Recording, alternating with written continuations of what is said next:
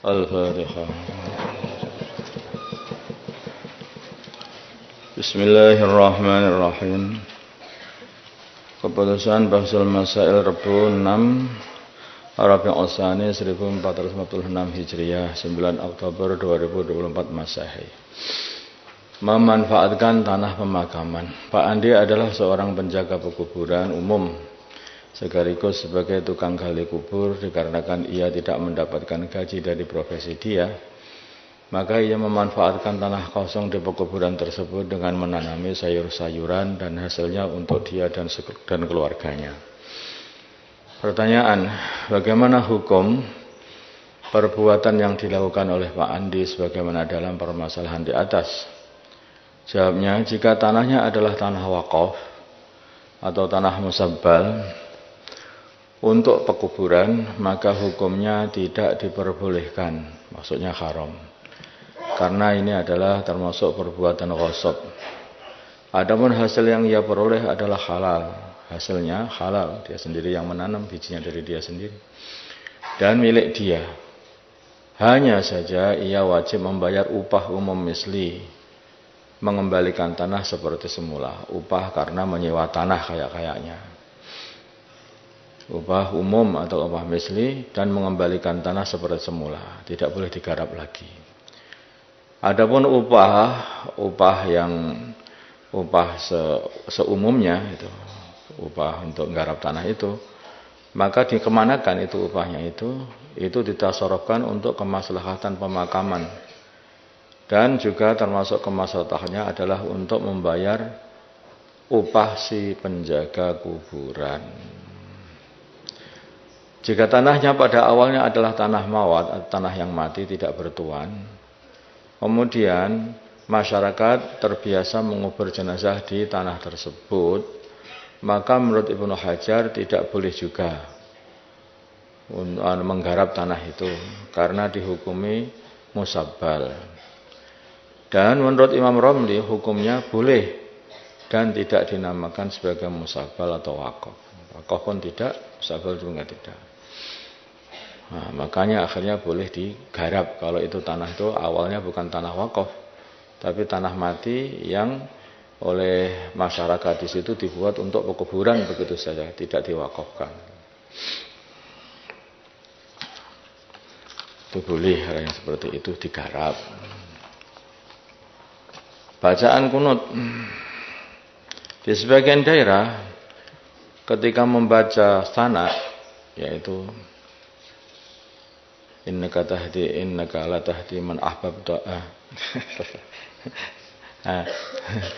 innaka taqdi wa la yuqda 'alaik innahu la yadullu man walait wa la ya'izzu man 'adait lakal hamdu 'ala ma qadait. Itu bacaan seperti itu biasanya kalau di daerah-daerah kan imamnya diam.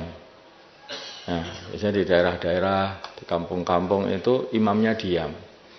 Allahumma hdina fi man hadait, wa afina fi man afait, wa tawallana fi man tawallait, wa barik lana fi ma a'tait.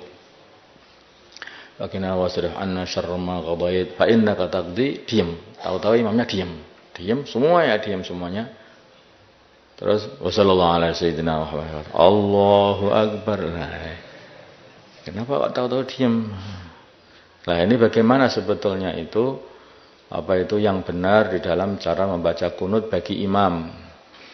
Di sebagian daerah ketika membaca pujian sana, yaitu fa innaka taqdi wa la yuqda 'alaik fa innahu la yadullu man walait wa la ya'izzu man 'adait, itu dalam kunut subuh imam melirihkan bacaannya. Imam melirihkan bacaannya. Ini baru cerita. Sehingga tidak didengar oleh makmum, namun di sebagian daerah yang lain imamnya malah tetap mengeraskan bacaannya, bacaan kunutnya, bacaan sanaknya atau pujian tadi, dari awal hingga akhir, walaupun ketika membaca pujian atau sana. Pertanyaan, bagaimana kesunahan yang seharusnya dilakukan imam? Bagaimana kesunahan yang seharusnya dilakukan imam ketika membaca sana atau pujian di dalam kunut subuh? Apakah tetap mengeraskan bacaannya atau melirihkannya? Mana yang benar? Jawabnya adalah sunnah bagi imam untuk tetap mengeraskan bacaannya. Sunnah bagi imam untuk tetap mengeraskan bacaannya. Jadi fa innaka taqdi wa la yuqda 'alaik itu tetap dikeraskan. Mengeraskan bacaan kunutnya walaupun ketika sana atau pujian. Sekarang bagi makmum. Apakah kesunahan yang harus dikerjakan oleh makmum ketika imamnya membaca pujian atau sana? Jawabnya adalah ada beberapa pilihan. Satu, membaca pujian sebagaimana imam dengan bacaan lirih. Ikut membaca pujian sebagaimana imam dengan bacaan lirih. Dan ini yang paling utama. Jadi ketika imam membaca fa innaka taqdi wa la yuqda 'alaik, makmum membaca juga bareng sama imam itu dengan lirih tapi. Jangan keras, ini keras-kerasan sama imam juga kan. Enggak. Nanti baca makmumnya yang lirih, yang keras tetap imamnya saja. Yang kedua yaitu mengucapkan asyhad Allahumma asyhad asyhad boleh saja atau nashhad juga boleh saja. Atau bala wa ana ala dzalika minasyahidin. Bala wa ana ala dzalika minasyahidin. Itu boleh dibaca seperti itu. Atau diam saja mendengarkan bacaan imam. Atau mendengarkan dengan bacaan imam. Dia mendengarkan saja. Boleh-boleh tiga-tiganya. Ketika imam membaca salawat, Wassallallahu ala sayyidina Muhammad wa ala alihi wasallam itu, apakah makmum disunahkan untuk mengamini atau ikut membaca sholawat? Jawabnya makmum disunahkan mengamini sholawatnya imam. Makmum disunahkan mengamini sholawatnya imam. Menurut pendapat yang paling kuat. Jadi begitu. Jadi jangan ketika imam sudah mulai membaca sholawat, diam tidak mau amin. Padahal sholawat itu doa untuk mendoakan baginda Nabi supaya dikasih rahmat oleh Allah. Allahumma sholli ala sayyidina Muhammad. Ya Allah, kasihlah berkah kepada baginda Nabi Muhammad, rahmat kepada baginda Nabi Muhammad. Lalu kalau itu diam saja enggak ada aminnya malahan. Itu malah disunahkan tetap membaca amin.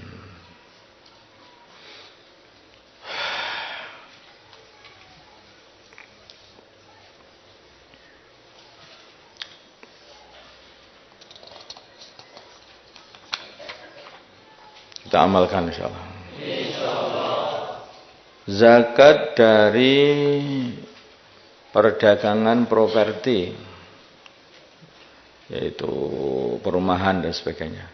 Seseorang berbisnis properti dengan cara membeli tanah, kemudian ia membangun perumahan di atasnya, lalu ia jual tanah tersebut beserta bangunannya. Nah, ini permasalahannya. Pertanyaan, apakah orang yang berprofesi seperti ini dikenakan kewajiban zakat perdagangan, zakat tijarah? Jawab, wajib jika ia mencapai haul dan nisab. Jadi yang seperti ini dapat juga mendapat tijarah karena dia berdagang, yaitu jual beli rumah dan tanah tadi itu. Jadi rumah dengan tanahnya. Kalau sudah mencapai nisab, kemudian sampai satu haul, ya harus bayar zakat. Salat witir. Seseorang mengerjakan salat witir 2 rakaat sebelum tidur. Sebelum tidur baru 2 rakaat. Padahal witir itu kan ganjil. Kemudian 1 rakaatnya ia kerjakan setelah tidur. Bangun tidur baru mengerjakan 1 rakaat. Bolehkah mengerjakan sholat witir dengan cara seperti ini? Jawabnya adalah boleh, maksudnya sah, tetapi khilaful afdal. Nah, yang afdal ya dikerjakan langsung saja, yaitu 3 rakaat. Yang paling afdal dikerjakan setelah